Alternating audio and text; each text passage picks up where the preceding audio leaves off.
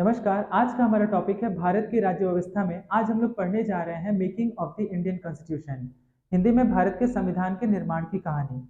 तो आखिर किस तरह से भारत में संविधान के निर्माण की कहानी को रखी गई और हमारे संविधान का निर्माण हुआ और जो कंप्लीट हुआ 26 नवंबर 1949 को, लेकिन इसे लागू किया गया 26 जनवरी 1950 को। ठीक है, यही वजह है कि हम अपना कॉन्स्टिट्यूशन डे यानी कि हिंदी में संविधान दिवस 26 जनवरी को नहीं मना करके 26 नवंबर को मनाते हैं। क्यों?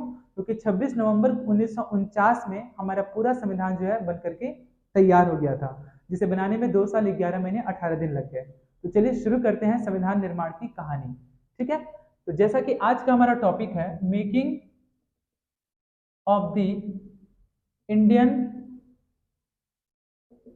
Indian constitution. अच्छे से ध्यान दीजिएगा, वेरी वेरी इंपॉर्टेंट टॉपिक है और यहाँ से आपका एग्जाम में क्वेश्चन पूछा ही जाता है। ठीक है, तो आप अच्छे से ध्यान दीजिएगा। हिंदी में इसे कहेंगे भारत के संविधान के निर्माण की कहानी। ठीक है, आखिर क्या वो दौर था या फिर क्या वो समय था जब स्टार्ट हुआ भारत में और डिमांड रखा गया कि नहीं, भारत में खुद के संविधान होना चाहिए। बीच में ऐसे भी मौके आए जब मोहम्मद अली जिन्ना, जो कि मुस्लिम लीग के जो चेयरमैन थे, उन्होंने कहा कि नहीं, देश में एक संविधान नहीं बल्कि 2 संविधान का निर्माण होना चाहिए। ठीक है, ताकि देश को 2 भागों में बांटा जा सके। ठीक है, यही वजह है कि इनके प्रस्ताव को क्या किया गया, ठुकरा दिया गया। और बाद में फिर जाकर के वो अलग बात है कि 14 अगस्त 1947 को एक नए राष्ट्र, एक नए मुल्क के रूप में जन्म लिया पाकिस्तान देश। ठीक है, और अपने देश का बंटवारा, हमारे देश का जो है वो 2 भागों में बंटवारा हो गया। तो चलिए शुरू करते हैं। ठीक है, 1934 में सबसे पहले एम एन रॉय, इनका पूरा नाम था मनवेंद्र नाथ रॉय। मनवेंद्र नाथ रॉय, इन्होंने ही सबसे पहले सजेस्ट किया था कि भारत में खुद का संविधान होना चाहिए, जो कि संविधान के निर्माण से भारत में जितने भी कानूनी व्यवस्था है और किस तरह से देश का संचालन किया जाएगा आजादी के बाद, ठीक है, इन सब चीजों पे विचार विमर्श करने के लिए उन्होंने सबसे पहले सजेस्ट किया था मनवेंद्र नाथ रॉय ने 1934 में। तो ये एग्जाम में क्वेश्चन पूछता है कि who suggest first to making the Indian constitution. तो सबसे पहले ये जो सुझाव था वह मनवेंद्र नाथ रॉय का था। तो ये आप जरूर ध्यान में रखेंगे। ठीक है, 1934 के बाद 1935 में यह डिमांड किया जाने लगा कि नहीं, आईएनसी का ये पूरी तरह से डिमांड हो गया। आईएनसी यानी कि इंडियन नेशनल कांग्रेस, भारतीय राष्ट्रीय कांग्रेस का ये डिमांड होने लगा कि नहीं, भारत में सच में अपना खुद का क्या होना चाहिए, एक संविधान होना चाहिए। ठीक है, और उसी के तर्ज पे एक एक्ट पास किया गया, गवर्नमेंट ऑफ इंडिया एक्ट 1935। ठीक है, और इसी के तर्ज पे कहा जाता है कि 90% जो हमारे जो संविधान निर्माण की जो कहानी है, यानी हमारे जो जितना भी संविधान का जो निर्माण हुआ है वो 90% जो है गवर्नमेंट ऑफ इंडिया एक्ट से ही लिया गया था। ठीक है, 1935 के बाद हम आते हैं 1937 में। इस बात को इंडियन नेशनल कांग्रेस के जितने भी चेयरमैन थे, अध्यक्ष थे या फिर सदस्य थे, मेंबर थे, उन लोगों ने, सभी लोगों ने क्या किया, इस पर हामी भर दिया और इस पर स्वीकृति जता दी, इस पे पूरी तरह से स्वीकृति जता दी कि हाँ, भारत में खुद का संविधान होना चाहिए। संविधान होने के लिए संविधान सभा का निर्माण करना अत्यंत ही आवश्यक है। संविधान सभा के माध्यम से ही हम किसी मुद्दे पर या फिर किसी किसी स्पेसिफिक टॉपिक पे हम चर्चा कर सकते हैं या फिर उस मुद्दे पे बहस किया जा सकता है। ठीक है, तो 1937 में स्वीकृति के बाद 1938 में जवाहरलाल नेहरू यानी कि JL नेहरू ने इस बात को पूरी तरह से पुष्टि कर दिया और इस पर हामी जता दी कि हाँ, भारत में क्या होना चाहिए, खुद का संविधान सभा का निर्माण होना चाहिए। तो ये 1938 में किसने किसने इस पर हामी भरी? जवाहरलाल नेहरू ने। 1935 में डिमांड था कि भारत का खुद का कॉन्स्टिट्यूशन होना चाहिए। ठीक है, संविधान सभा का निर्माण होना चाहिए। गवर्नमेंट ऑफ इंडिया एक्ट पास हुआ 1935 में। 1937 में स्वीकृति दे दी गई। कांग्रेस के जितने भी अध्यक्ष थे, मेंबर थे, उन लोगों ने इस पर हामी जताई और 1938 में JL नेहरू ने क्या किया, इस पर हामी भरा और कहा कि हाँ, सच में भारत में संविधान सभा का निर्माण होना चाहिए। ठीक है, 1938। तो 1938 तक आप लोग समझ गए होंगे। फिर 1939 में वही क्या हो गया आपका 1 सितंबर, यहां मैं लिख रहा हूं 1 सितंबर 1939 में सेकेंड वर्ल्ड वार स्टार्ट हो गया। सेकेंड वर्ल्ड वार स्टार्ट हुआ, जिसको खत्म होते होते 15 अगस्त 1945। ठीक है, 1939 को शुरू हुआ और 1945 में क्या हो गया, ये खत्म हो गया। तो कभी कभी ये डेट भी पूछा जाता है कि सेकेंड वर्ल्ड वार है वो कब स्टार्ट हुआ था? तो 1 सितंबर 1939 को स्टार्ट हुआ था और 15 अगस्त 1945 को यह खत्म हुआ था। तो 1939 में क्या हो गया? सेकेंड वर्ल्ड वार स्टार्ट हो गया, ठीक है, द्वितीय विश्व युद्ध शुरू हो गया। लेकिन फिर भी हमारे देश में संविधान निर्माण की जो कहानी है, यानी संविधान निर्माण, संविधान सभा का निर्माण होना चाहिए और उसी के तर्ज पे हमारे देश का खुद का संविधान होना चाहिए, इसकी काफी ज्यादा तेजी हो गई। मतलब कि सभी लोगों में हो गया कि नहीं, हमारे सच में हमारे देश में संविधान सभा का निर्माण होना चाहिए। उसी तर्ज पर 1940 में, 1939 तक हो गया, मैं यहां लिख रहा हूं, 1940 में अगस्त ऑफर आया। अगस्त ऑफर आया, ठीक है। अगस्त ऑफर जो आया, अगस्त ऑफर आने के बाद इसमें यह डिसाइड किया गया कि भारत में संविधान का निर्माण होना चाहिए। लेकिन मुस्लिम लीग के चेयरमैन मोहम्मद अली जिन्ना और भी कुछ सदस्य थे जिन्होंने कहा कि नहीं, एक संविधान का निर्माण नहीं होना चाहिए बल्कि दो संविधान का निर्माण होना चाहिए, ठीक है। तो इस बात पे काफी ज्यादा बहस होने के बाद इसको क्या किया गया, इस बात को ठुकरा दिया गया। तो वही 1940 के बाद 1942 में हमारे देश में आया क्रिप्स मिशन। क्रिप्स मिशन जिसके जो चेयरमैन थे, एग्जाम में पूछता है आपसे कि क्रिप्स मिशन के जो चेयरमैन थे वो कौन थे, तो सर स्टेफर्ड क्रिप्स, ये इसके चेयरमैन थे, ठीक है। और इसी को गांधी जी ने कहा था कि ये पोस्ट डेटेड चेक है। क्यों कहा था महात्मा गांधी जी ने पोस्ट डेटेड चेक? क्योंकि स्टेफर्ड क्रिप्स भारत में आया तो था, भारत में संविधान निर्माण के बारे में कहने के लिए, ठीक है। लेकिन इसने एक बात कहा कि अभी हमारे देश में अभी ब्रिटेन के साथ द्वितीय विश्व युद्ध चल रहा है, ब्रिटेन खुद अभी द्वितीय विश्व युद्ध में उलझा हुआ है, इसलिए आप इसको थोड़ा सा प्रोस्पोन कर दीजिए। जैसे ही द्वितीय विश्व युद्ध समाप्त होगा मैं तुरंत भारत को क्या करूंगा, आजाद कर दूंगा।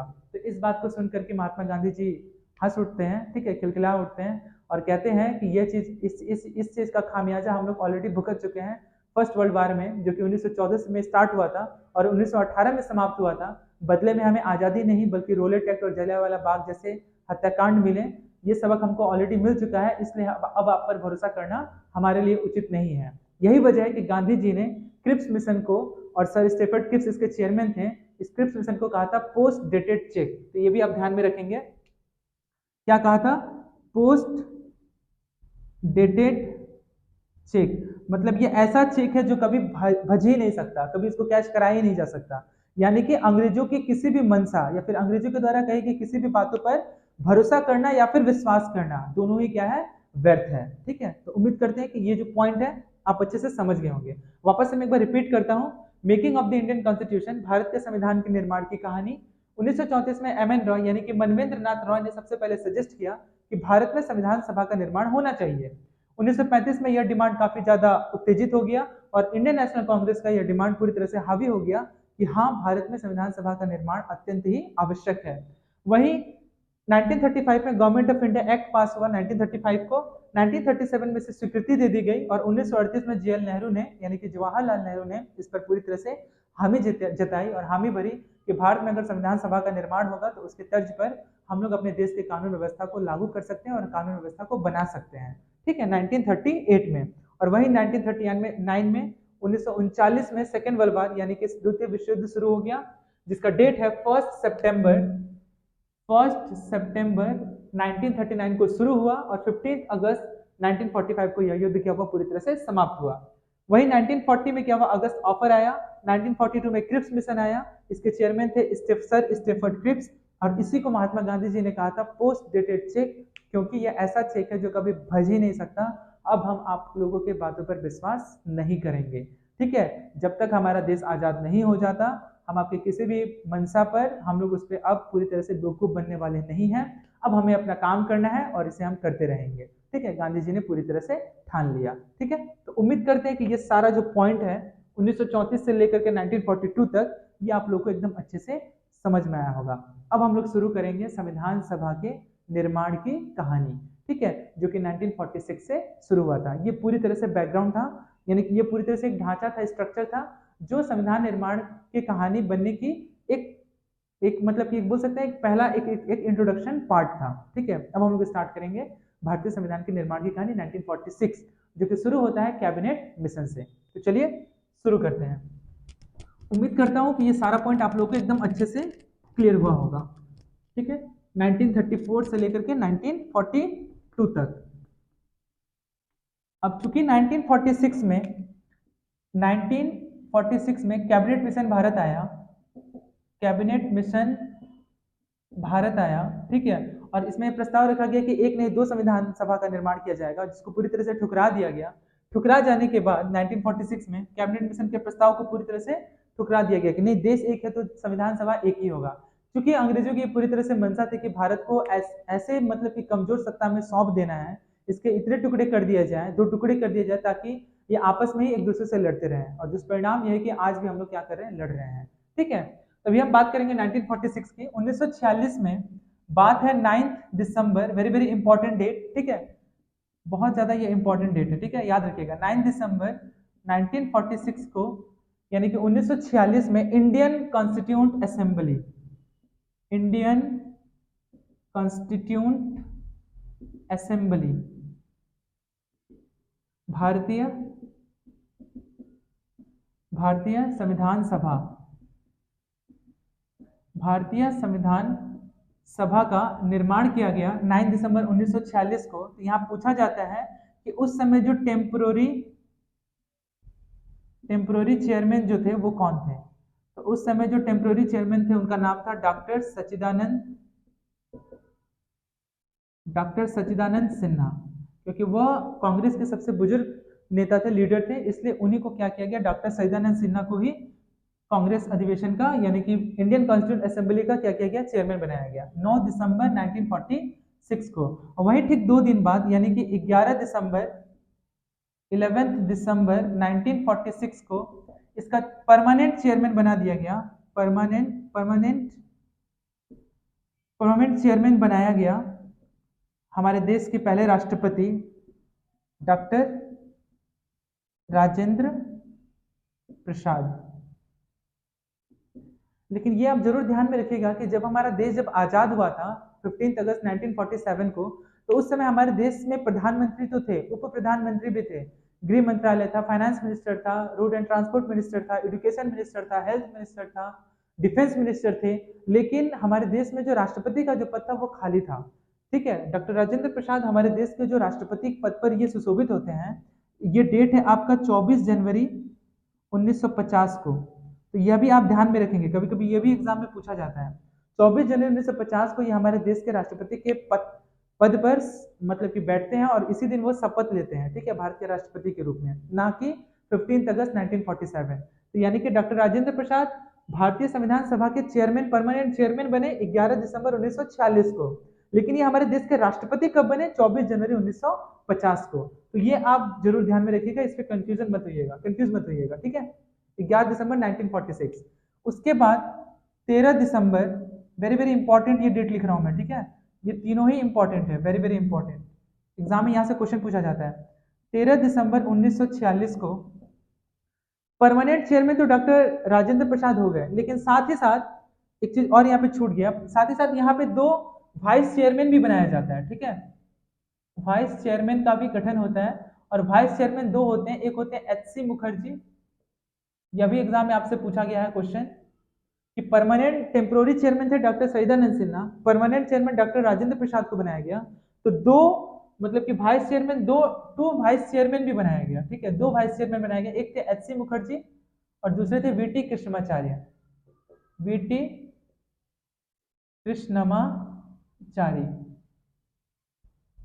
ठीक है। ये 2 डिप्टी मतलब 2 वाइस चेयरमैन थे, एक HC मुखर्जी और दूसरे थे VT कृष्णमाचार्य। 13 दिसंबर 1946 को पंडित जवाहरलाल नेहरू, JL नेहरू, यानी कि पंडित जवाहरलाल नेहरू ने ऑब्जेक्टिव रिजोल्यूशन पास किया, ठीक है।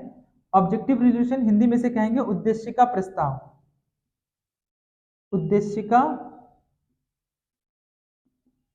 प्रस्ताव, यानी कि संविधान सभा के उद्देश्य का, जिसे प्रस्तावना कहते हैं, उसको उन्होंने क्या किया, उद्देशिका को, प्रस्ताव को पारित किया, और उसको सबसे पहले संविधान सभा में पढ़ा गया, ठीक है। ये डेट आप जरूर याद रखिएगा, ठीक है। वापस मैं एक बार रिपीट करता हूँ, 1946 में कैबिनेट मिशन आया, ठीक है, इसने कुछ शर्तें रखी कि भारत का जो एक संविधान सभा का निर्माण नहीं 2 संविधान सभा का निर्माण होगा, जिसको ठुकरा दिया गया। उसके बाद 9 दिसंबर 1946 को इंडियन कॉन्स्टिट्यूंट असेंबली का गठन हुआ, जिसके टेम्पोररी चेयरमैन बने डॉक्टर सच्चिदानंद सिन्हा। और वही 11 दिसंबर 1946 यानी कि ठीक 2 दिन बाद 9, 10, 11 11 दिसंबर 1946 को परमानेंट चेयरमैन बने डॉक्टर राजेंद्र प्रसाद। लेकिन डॉक्टर राजेंद्र प्रसाद, बात हो रही है 1946 की, हमारा देश अभी आजाद नहीं हुआ है, आजाद 15 अगस्त 1947 को होगा। तो उस समय हमारे डॉक्टर राजेंद्र प्रसाद जो थे वो देश के राष्ट्रपति के पद पर नहीं थे। ये पद कब बना? यह पद बना आपका 24 जनवरी 1950 को, यह शपथ लेते हैं भारत के राष्ट्रपति के पद के लिए। 13 दिसंबर 1946 को ऑब्जेक्टिव रेजोल्यूशन, जिसे हिंदी में कहते हैं उद्देश्य का प्रस्ताव, पारित किया गया। किसके द्वारा पारित किया गया? तो जवाहरलाल नेहरू के द्वारा पारित किया गया। ठीक है, ये आप जरूर ध्यान में रखेंगे। और साथ में 2 वाइस चेयरमैन थे हमारे इंडियन कॉन्स्टिट्यूंट असेंबली के, यानी कि आईसीए के। पहले थे एच सी मुखर्जी और दूसरे थे वीटी कृष्णमाचार्य। तो इस आधार पर हमारे संविधान बनने की जो कहानी है वो आरंभ होती है। ठीक है, जिसमें चेयरमैन का पद हो जाता है, टेम्पोररी चेयरमैन थे डॉक्टर सैयदन, उन्हें 2 दिन बाद फिर हटा दिया जाता है पद से, फिर परमानेंट चेयरमैन बनते हैं, फिर 2 वाइस चेयरमैन बनते हैं। उसके बाद संविधान ऑब्जेक्टिव रेजोल्यूशन पास होता है, फिर धीरे धीरे करके संविधान बनने की जो कहानी है वो शुरू हो जाती है। ठीक है, अब कुछ कुछ मूल बिंदु हैं, कुछ कुछ पॉइंट हैं जो कि एग्जाम के पर्पज से वेरी वेरी इंपॉर्टेंट है। उन सभी मूल बिंदु को मैं क्या कर दे रहा हूँ, आपके सामने लिख दे रहा हूँ। ठीक है, उम्मीद करते हैं कि ये सभी पॉइंट आप लोगों को एकदम अच्छे से समझ में आया होगा। ठीक है, आगे बढ़ते हैं। तो ये आप अच्छे से एकदम ध्यान रखिएगा। टेम्पोररी चेयरमैन कौन थे? तो टेम्पोररी चेयरमैन थे डॉक्टर सैयदानंद सिन्हा। और परमानेंट चेयरमैन के बारे में अगर बात आएगा तो परमानेंट चेयरमैन थे डॉक्टर राजेंद्र प्रसाद। ऑब्जेक्टिव रेजोल्यूशन कब पास हुआ? तो ऑब्जेक्टिव रेजोल्यूशन पास हुआ 13 दिसंबर 1946। 9 दिसंबर 1946 को क्या हुआ? परमानेंट टेम्पोररी चेयरमैन बने डॉक्टर सैयदानंद सिन्हा। फिर उसके बाद 2 दिन बाद 11 दिसंबर 1946 को क्या हुआ? तो उस दिन हमारे देश परमानेंट चेयरमैन बने इंडियन कॉन्स्टिट्यूंट असेंबली के डॉक्टर राजेंद्र प्रसाद। और ठीक 2 दिन बाद ऑब्जेक्टिव रेजोल्यूशन पास किया जाता है जवाहरलाल नेहरू के द्वारा। ठीक है, तो उम्मीद करते हैं कि सारा पॉइंट क्लियर हुआ होगा। अब एग्जाम में पूछा जाता है कि संविधान को बनने में कितना समय लग गया। ठीक है, तो टाइम लग गया टोटल संविधान को बनने में 2 ईयर्स, 2 साल 11 महीने 11 मंथ।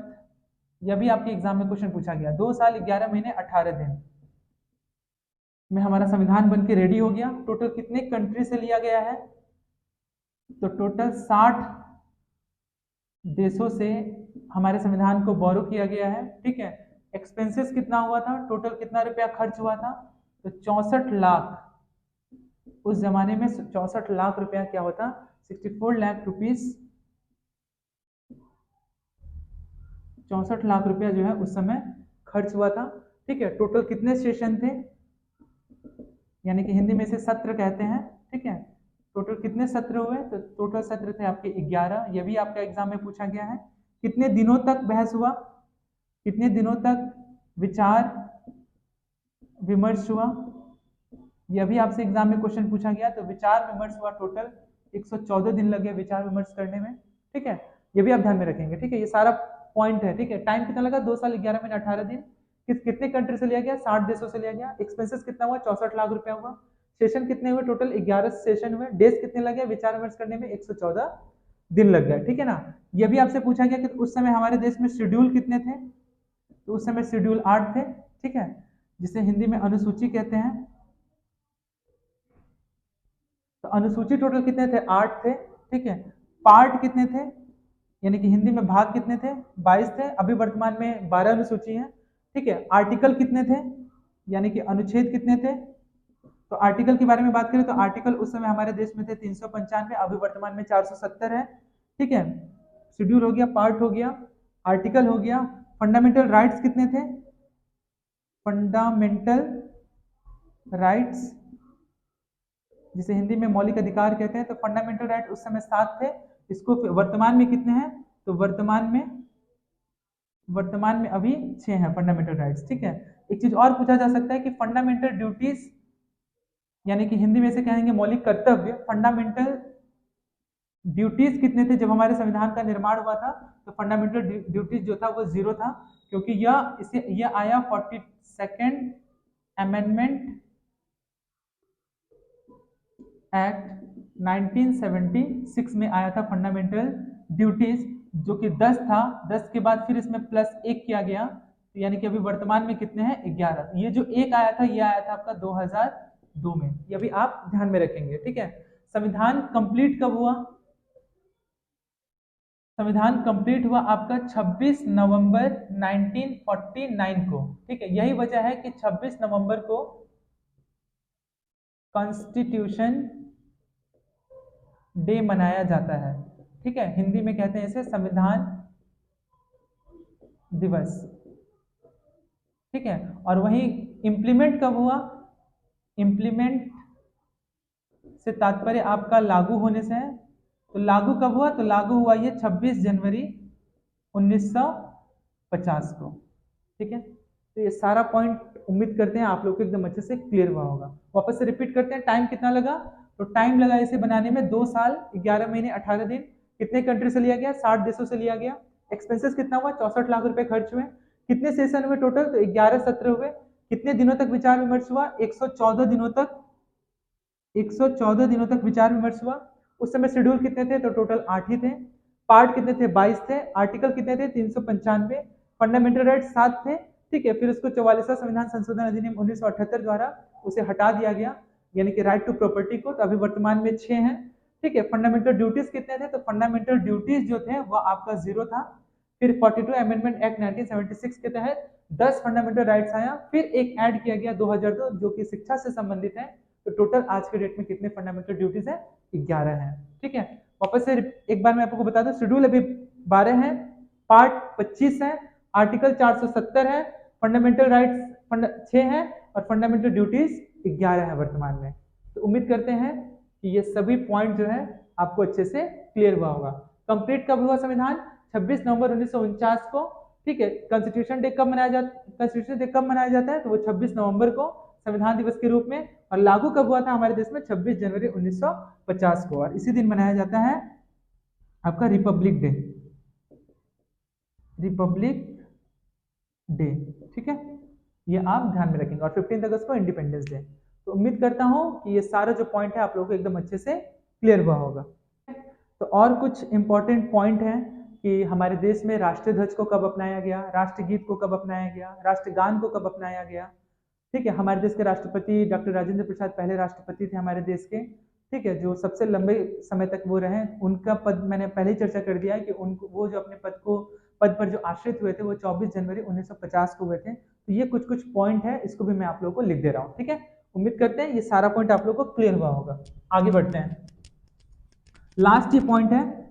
ठीक है, आपका जो making of the Indian constitution से संबंधित जितने भी पॉइंट है वो सभी पॉइंट क्लियर हो जाएंगे।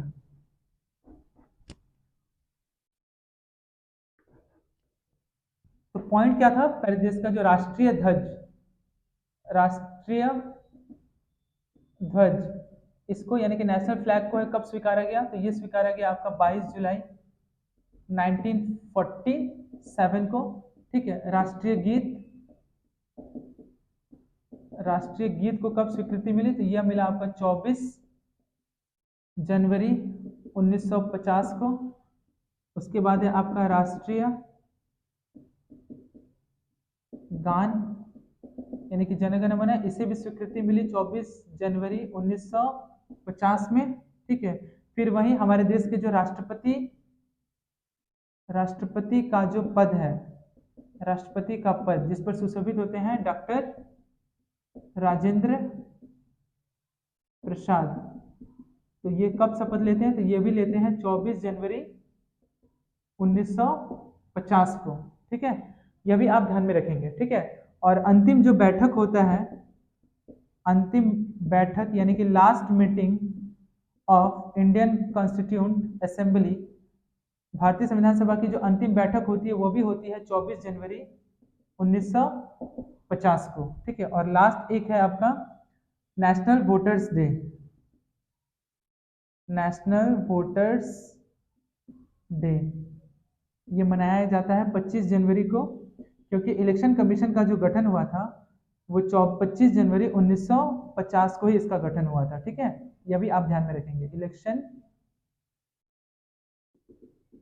कमीशन। ठीक है, इसका भी गठन कब हुआ था? 25 जनवरी 1950 को। ये आप डेट याद रखिएगा। ठीक है, राष्ट्रीय ध्वज 22 जुलाई 1947 को, यानी कि नेशनल फ्लैग, हमारा जो फ्लैग को कब अपनाया गया था? 22 जुलाई 1947 को। राष्ट्रीय गीत 24 जनवरी 1950 को। राष्ट्रीय गान, ठीक है, ये अपनाया गया था 24 जनवरी 1950 को। राष्ट्रपति का पद यानी कि डॉक्टर राजेंद्र प्रसाद हमारे देश के जो राष्ट्रपति के पद पर सुशोभित हुए वो हुए 24 जनवरी 1950 को। अंतिम बैठक कब हुई? तो अंतिम बैठक हुई 24 जनवरी 1950 को। और नेशनल वोटर्स डे कब मनाया जाता है? तो नेशनल वोटर्स डे प्रत्येक साल के 25 जनवरी को नेशनल वोटर्स डे मनाया जाता है। लेकिन इलेक्शन कमीशन का गठन कब हुआ था? इलेक्शन कमीशन का गठन हुआ था आपका 25 जनवरी 1950 को। तो इस तरह से making of the Indian constitution का जो दौर है वो पूरी तरह से खत्म हुआ। आगे में हम लोग अलग अलग संविधान निर्माण से ही हम लोग अलग अलग समितियों के बारे में हम लोग नेक्स्ट वीडियो में देखेंगे। कुछ छोटी समिति और कुछ बड़ी समिति का निर्माण किया गया, जैसे drafting committee, steering committee, ad hoc committee. ये सब अलग अलग कमेटी के अलग अलग जो लीडर हुए हैं, ठीक है, इसके जो चेयरमैन थे उसको हम लोग नेक्स्ट वीडियो में देखेंगे। ठीक है, आज के लिए इतना ही। उम्मीद करते हैं कि ये सभी पॉइंट आप लोग एकदम अच्छे से समझ में आया होगा। ठीक है, आज के लिए इतना ही। बहुत बहुत धन्यवाद।